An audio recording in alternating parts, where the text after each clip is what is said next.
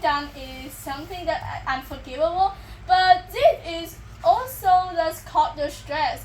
So it is might more harmful to the self than to themselves. So in about that our team strongly agree with the motion for today. Firstly, let me provide some of the quick rebuttals for the second speaker from the affirmative side. That he said that they have done the unforgivable and so they shouldn't be offered to have a forgiveness.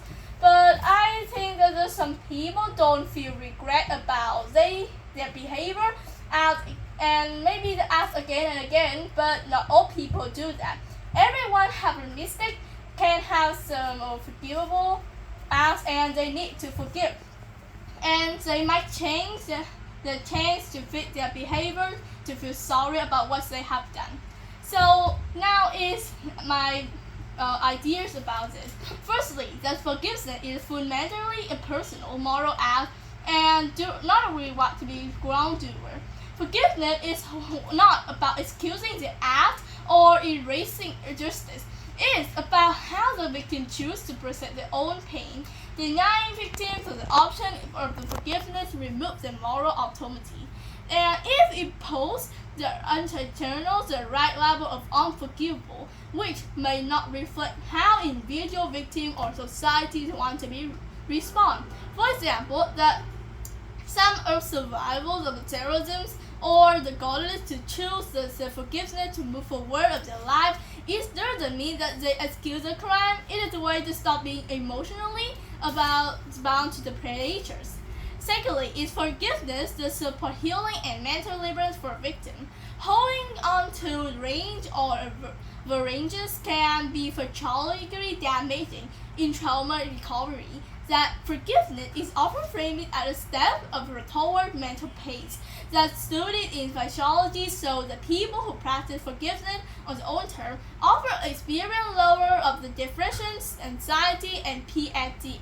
It's some of like their mental health sickness, and the motion implies that the forgiveness must be willed as a matter of principle, but it can trap victim in their suffering. For example, that I forgive not because you deserve it, but because I deserve peace, a common sentiment among trauma survivor.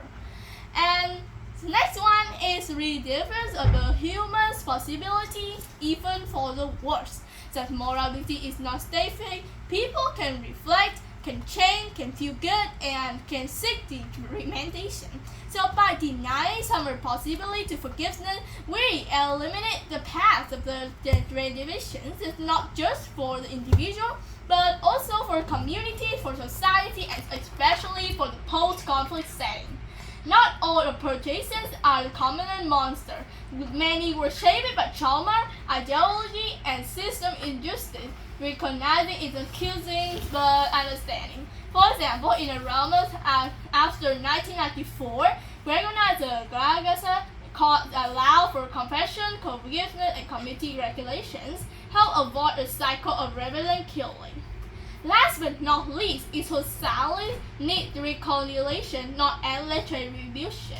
The escape of the large scale or atrocity, war crimes, or ethnic violence, that forgiveness isn't just a personal matter.